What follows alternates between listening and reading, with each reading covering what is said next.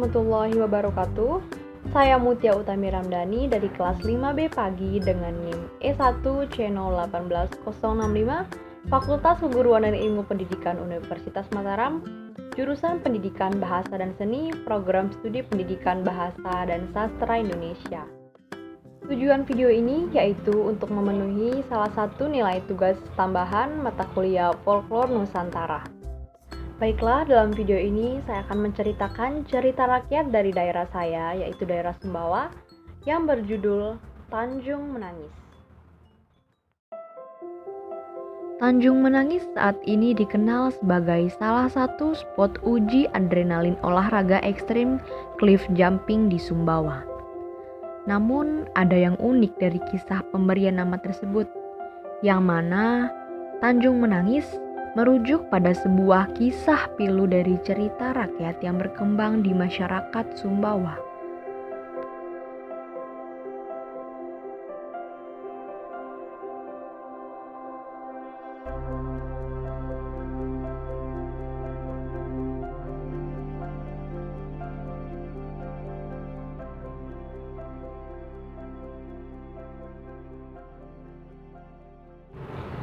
Tanjung Menangis merupakan nama tanjung yang terdapat di bagian timur Pulau Sumbawa.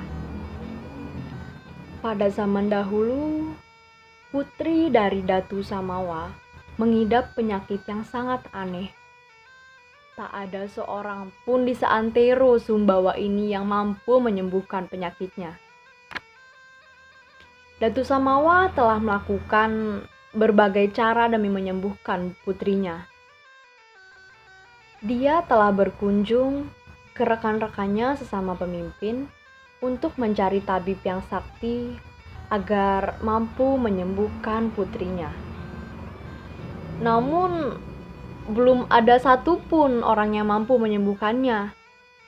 Bertahun-tahun, sang putri mengidap penyakit aneh tersebut. Suatu hari, Datu Samawa mengadakan sayembara untuk semua orang di seantero negeri ini. Barang siapa yang mampu menyembuhkan putrinya, maka akan diberikan hadiah. Apabila dia perempuan, akan dijadikan anak angkat atau saudara dari putrinya. Dan apabila dia laki-laki, maka akan dinikahkan dengan tuan putri. Sayembara ini menyebar hingga Pulau Sulawesi di seberang sana. Telah banyak tabib yang mencoba untuk mengikuti sayembara ini, namun belum ada satu orang pun yang mampu menyembuhkan tuan putri. Suatu hari, datanglah seorang kakek tua renta ke kediaman Datu Samawa. Dia berasal dari Ujung Pandang. Kakek tua tersebut langsung memperkenalkan dirinya, yaitu dengan nama Daeng Ujung Pandang. Dia telah mendengar kabar berita tentang penyakit aneh yang diidap oleh tuan putri. Dan dia pun ingin mencoba mengobati tuan putri bila Tuhan yang Maha Kuasa berkehendak atau mengizinkan, dengan kuasa Allah Ta'ala melalui tangan serta pengetahuan yang dimiliki Daeng Ujung Pandang, tuan putri pun sembuh seperti sedia kala. Sesuai dengan janjinya, tibalah waktunya Datu Samawa untuk menepatkan janjinya kepada Daeng Ujung Pandang karena telah menyembuhkan putrinya. Seperti yang beliau katakan, beliau harus menikahkan tuan putri dengan Daeng Ujung Pandang. Namun, karena melihat fisik Daeng Ujung Pandang yang tua renta, bungkuk pula, Datu Samawa akhirnya merubah hadiah dari sayembara tersebut. Daeng Ujung Pandang pun dipersilakan oleh Datu Samawa untuk mengambil harta-hartanya berapapun yang dibutuhkan, asalkan tidak jadi dinikahkan dengan tuan putri. Daeng Ujung Pandang pun merasa sangat terhina dengan sikap Datu Samawa. Beliau menolak untuk mengambil harta tersebut sepeser pun dari istana.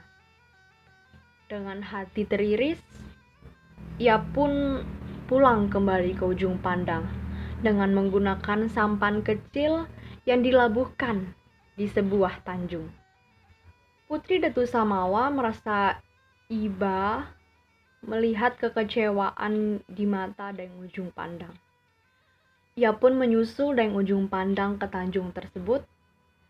Saat Putri Datu Samawa tiba di tanjung atau di pelabuhan, saat itu pula kakek tua renta tersebut berubah seketika menjadi seorang pemuda yang tampan tiada taranya. Tuan Putri pun menangis, menyesali keputusan yang telah diambil oleh ayahnya, dan juga menangisi betapa tersiksanya rasanya ditinggal oleh seseorang yang baru kita cintai. Dan Ujung Pandang pun juga menangis. Sang putri pun berlari menyusul sampan Daeng Ujung Pandang hingga tengah laut, tanpa ia menyadari bahwa dirinya sudah mulai tenggelam. Hal ini menyebabkan Tuan Putri Datu Samawa meninggal di tengah laut sambil menangis. Akhirnya, hingga kini, tanjung di mana tempat Tuan Putri dan Daeng Ujung Pandang berpisah dinamakan Tanjung Menangis, yaitu untuk mengenang kisah tragis di antara kedua insan tersebut. Sekian cerita rakyat dari daerah saya yang dapat saya ceritakan. Lebih kurangnya mohon maaf. Mohon maaf juga apabila ada kesalahan kata. Wabillahi taufiq wal hidayah. Wassalamualaikum warahmatullahi wabarakatuh.